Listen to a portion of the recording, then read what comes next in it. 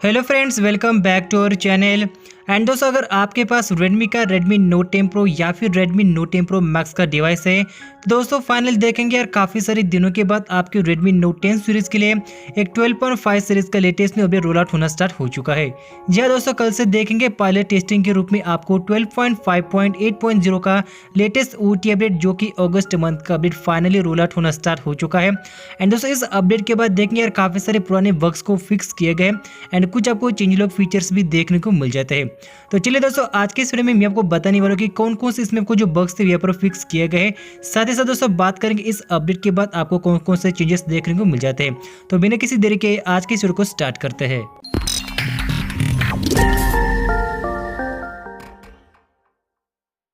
So guys, finally देखेंगे Redmi Note 10 series में Redmi Note 10 Pro and Redmi Note 10 Pro device में देखेंगे quarterly update roll out होना start हो चुका है। तो 3 महीने के बाद देखेंगे आपको 12.5.4.0 के बाद सीधा आपको अगस्त मंथ का अपडेट जो कि 12.5.8.0 का अपडेट कल से रोल आउट होना स्टार्ट हो चुका है। एंड मैंने अपने फोन में इस अपडेट को कल ही इंस्टॉल किया गया था। तो दोस्तों हम देखेंगे अपडेट इंस्टॉल करने के बाद अबाउट फोन सेक्शन में जाने के बाद देखेंगे आपको व्हाट्सएप में क्या कुछ देखने को मिल जाता है। तो दोस्तों व्हाट्सएप में जाने के बाद आपको सिक्योरिटी मतलब कि सिस्टम में बस एक ही चेंज लॉग देखने को मिल जाता है, इंप्रूव सिस्टम स्टेबिलिटी एंड आपको सिक्योरिटी पैच लेवल जो कि अगस्त का देखने को मिल जाता है। सो अबाउट फोन सेक्शन में आने के बाद देखेंगे आपको नीचे के साइड में 1 अगस्त का latest Android security patch level देखने को मिल जाता है, वो भी अगस्त मंथ के अपडेट के बाद, जो कि इस बार काफी अच्छी बात हो चुकी है। चलिए दोस्तों, इस अपडेट के बाद आपके फोन में ऑफिशियली कौन कौन से चेंज लॉग देखने को मिल जाता है, मतलब कि यूआई में या फिर फीचर्स में। सबसे पहले दोस्तों मैं आपको बताना चाहूंगा कि इस अपडेट के बाद आपका फोन यार काफी स्मूथ हो चुका है। आपको देखेंगे यहाँ पर सिस्टम लॉन्चर में या फिर जो ऐप वॉल्ट है उसके बाद देखेंगे आपको जो भी लैक इश्यूज है बिल्कुल भी देखने को नहीं मिलेगा। इसके बाद दोस्तों चेंज लॉग के बारे में बात करेंगे तो आपको जो वॉल्यूम बार का यूआई है, सब वॉल्यूम बार का यूआई भी देखेंगे यहाँ पर कंप्लीटली चेंज हो चुका है। क्योंकि दोस्तों अगर आप ओल्ड यूआई के साथ कंपेयर करके देखेंगे तो ओल्ड यूआई देखेंगे आपको लेफ्ट साइड में आपको जो साइलेंट एंड डीएनडी के जो ऑप्शन है बस आपको यहाँ पर एक रो में देखने को मिलता था। लेकिन दोस्तों लेटेस्ट यूआई में देखेंगे आपको जो साइलेंट एंड डीएनडी के जो टॉगल्स है आपको एक के नीचे एक देखने को मिल जाता है एंड प्लस उसके आगे आपको टाइमर भी देखने को मिल जाता है। मतलब कि दोस्तों अगर आपको कुछ टाइम पीरियड में साइलेंट करके रखना है तो साइलेंट करके रख सकते हैं, जैसे कि आधे घंटे के लिए, 1 घंटे के लिए या फिर 2 घंटे के लिए। उसके नीचे देखेंगे अगर आपको जो डीएनडी मोड है, डीएनडी मोड भी देखेंगे कुछ टाइम पीरियड के लिए इनेबल करके रखना है तो इनेबल करके रख सकते हैं। एंड वो जो टाइम पीरियड है, टाइम पीरियड खत्म होने के बाद ऑटोमेटिकली आपको जो साइलेंट या फिर जो डीएनडी है वो पे ऑटोमेटिकली ऑफ हो जाता है। तो ये पर देखेंगे इस अपडेट के बाद आपको ऑफिशियल ये फीचर इनेबल हो चुका है। तो आपको किसी भी टाइप से एपीके फाइल इंस्टॉल करने की जरूरत नहीं है, क्योंकि इस अपडेट के बाद ये फीचर्स एंड ये यूआई आपको ऑफिशियली देखने को मिल चुका है। इसके बाद दोस्तों हम बात करने वाले कि इस अपडेट के बाद आपके फोन में कौन कौन सी चीजों में ऑप्टिमाइजेशन देखने को मिल चुका है। जैसे कि दोस्तों नोटिफिकेशंस को ओपन करेंगे एंड नोटिफिकेशंस को ओपन करने के बाद किसी भी नोटिफिकेशंस के ऊपर लॉन्ग प्रेस करेंगे तो उसका जो बैकग्राउंड यहाँ पर ब्लर नहीं होता था, लेकिन इस अपडेट के बाद आप देखेंगे आपको जो बैकग्राउंड है टोटली ब्लर हो जाता है। तो ये भी बग्स देखेंगे फिक्स हो चुका है, मतलब कि आपको ऑप्टिमाइजेशन देखने को मिल चुका है। इसके बाद दोस्तों बात करेंगे जो ओवरलैपिंग का प्रॉब्लम था वो भी फिक्स हो चुका है, क्योंकि दोस्तों 12.5 के बाद देखेंगे 1 से 2 अपडेट मिलने के बाद भी ये प्रॉब्लम्स फिक्स नहीं होता था। लेकिन फाइनली देखेंगे इस अगस्त महीने के अपडेट के बाद आपको जो वॉल्यूम बार बटन्स या फिर जो कंट्रोल सेंटर में जो ओवरलैपिंग का इश्यूज था वो यहाँ पर देखेंगे फाइनली रिमूव हो चुका है, मतलब कि फिक्स हो चुका है।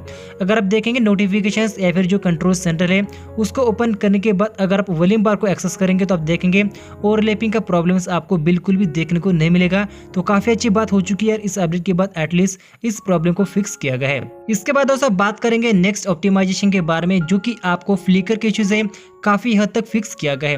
मतलब दोस्तों इससे पहले देखेंगे जो मीडियम ब्राइटनेस था, मीडियम ब्राइटनेस में भी आपको फ्लिकर के इश्यूज देखने को मिलता था।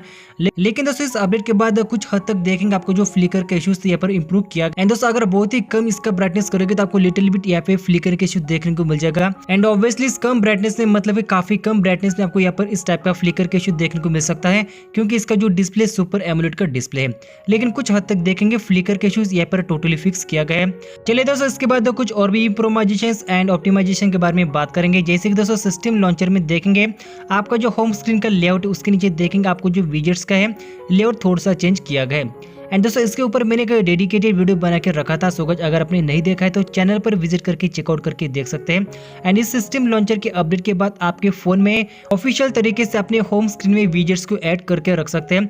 जैसे कि दोस्तों मैं अपने होम स्क्रीन पे देखेंगे कुछ हद तक देखेंगे यहाँ पर जो विजेट्स है उनको इनेबल करके रखा है। एंड दोस्तों सारे के सारे विजेट्स यहाँ पर प्रॉपर्ली वर्क भी करते हैं। तो आप अपने हिसाब से जो भी विजेट्स आपको पसंद आते हैं तो उनको ऐड कर सकते हैं। बट इसका जो साइज यहाँ पर देखेंगे फिलहाल का जो साइज है रिसाइज करने का कोई भी ऑप्शन नहीं है। सो गाइस अगर आपने डिटेल में वीडियो नहीं देखा है तो चैनल पर विजिट करके इस डिटेल की वीडियो को चेकआउट करके देख सकते हैं। इसके बाद दोस्तों बात करेंगे नेक्स्ट कुछ चेंज लॉक फीचर्स के बारे में। जैसे कि दोस्तों रिसेंट पैनल से अगर आपको किसी भी टैब को मिनी विंडो में कन्वर्ट करना है तो इससे पहले आपको क्या करना पड़ता था, जो भी आपका टैब है उसको प्रेस एंड होल्ड करके आपको राइट साइड कॉर्नर तो उसको लेके जाना पड़ता था। लेकिन दोस्तों अब ऐसा करने की जरूरत नहीं है। सिंपल उसके ऊपर प्रेस एंड होल्ड करेंगे एंड ऊपर के साइड में यहाँ पर जाएंगे तो आपका जो फ्लोटिंग विंडो है वो यहाँ पर मिनी विंडो में कन्वर्ट हो जाता है। तो इस टाइप से देखेंगे आपको जो यूआई है वो भी चेंज हो चुका है। दोस्तों ऑप्टिमाइजेशन एंड यूआई चेंजेस के बारे में बात चल रही है तो मैं आपको और एक कुछ ऑप्टिमाइजेशन एंड चेंजेस के बारे में बात करना चाहूंगा। जैसे कि दोस्तों सिस्टम एप्स अपडेटर में जाने के बाद आप देखेंगे आपको जितने सारे एप्लीकेशन थे वन बाय वन एक के नीचे आपको एक देखने को मिलते थे। बट आप देखेंगे इसका जो आइकॉन्स है आपको काफी बड़े यूनिक आइकॉन्स देखने को मिल जाते हैं जो कि कलरफुल आइकॉन्स है। एंड उसके नीचे आपको अपडेटेड एंड जो भी थर्ड पार्टी एप्लीकेशन है उनको भी अपडेट के लिए यूआई को ऐड किया गया है। इसके बाद दोस्तों Xiaomi ने कहा गया था कि 12.5 के बाद जो सिस्टम एप्लीकेशंस है उनको अनइंस्टॉल करने का ऑप्शंस को ऐड किया जाएगा। लेकिन दोस्तों 12.5 के बाद देखेंगे शायद ये तीसरा अपडेट हो सकता है। सो तीसरे अपडेट के बाद भी देखेंगे आपको अनइंस्टॉल सिस्टम ऐप्स का जो सपोर्ट है अभी तक देखने को नहीं मिला है।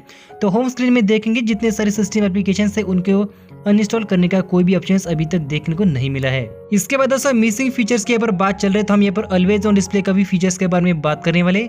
जैसे कि दोस्तों आपको जो 10 सेकंड का लिमिटेशन था वो आप देखेंगे वो भी ऑफ करने का कोई भी ऑप्शन इसमें देखने को नहीं मिल रहा है। एंड दोस्तों मैंने यहाँ पर उम्मीद छोड़ दी है, मुझे नहीं लगता कि आगे कितने भी अपडेट आएंगे ऑलवेज ऑन डिस्प्ले में आपको जो 10 सेकंड का लिमिटेशन है यहाँ पर गायब करने का मतलब कि ऑफ करने का कोई भी आपको कस्टम ऑप्शन देखने को नहीं मिलेगा। इसके बाद दोस्तों बात करेंगे game turbo and gaming experience के बारे में।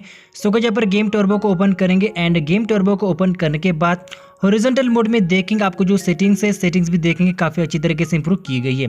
सो गाइस अगर आपको गेम टर्बो में ऐसा कुछ यूआई में प्रॉब्लम्स आ रहा है तो आप मुझे कमेंट बॉक्स में जरूर बता सकते हैं। सो जनरल गेमिंग से परफॉर्मेंस है उसके बाद गेम D&D एडवांस फीचर्स है उसमें आपको देखेंगे किसी भी टाइप्स का आपको प्रॉब्लम्स देखने को नहीं मिलेगा। एंड एडवांस फीचर में देखेंगे हालांकि कोई भी फीचर्स आपको देखने को नहीं मिल रहे हैं। लेकिन दोस्तों आप देखेंगे start game end game start करने के बाद आपको जो शॉर्टकट्स है उसमें एक ऑफिशियल फीचर को ऐड किया गया है। क्योंकि दोस्तों इससे पहले मैंने आपको बताया था कि आपको APK फाइल इंस्टॉल करना काफ़ी ज़रूरी है।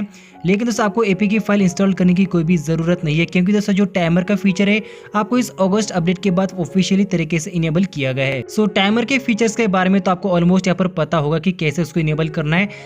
मतलब कि अगर आपको कुछ टाइम पीरियड के लिए गेम खेलना है जैसे कि first game, second game, third game या फिर फोर्थ गेम कुछ टाइम पीरियड के लिए खेलने तो उसके ऊपर टाइमर को सेट करके रख सकते हैं। सो ऑफिशियली फीचर इनेबल हो चुका है तो आपको किसी भी प्रकार से APK फाइल मिस सिक्योरिटी को इंस्टॉल करने की जरूरत नहीं। सो गाइस इस अपडेट के बाद मुझे Redmi Note 10 Pro या फिर Redmi Note 10 Pro Max device में बस इतने से ऑप्टिमाइजेशंस एंड चेंजेस देखने को मिले हैं। सो गाइस अगर आपको इसके अलावा कुछ और भी यहाँ पर चेंज लोग देखने को मिल चुका है तो कमेंट बॉक्स में जरूर बता सकते हैं। सो फ्रेंड्स आज के इस वीडियो में बस इतना ही। इस वीडियो को लाइक कीजिए, शेयर कीजिए अपने दोस्तों के साथ एंड फिर मिलेंगे कुछ ऐसे ही इंटरेस्टिंग वीडियो के साथ। तब तक के लिए thank you, bye bye, take care.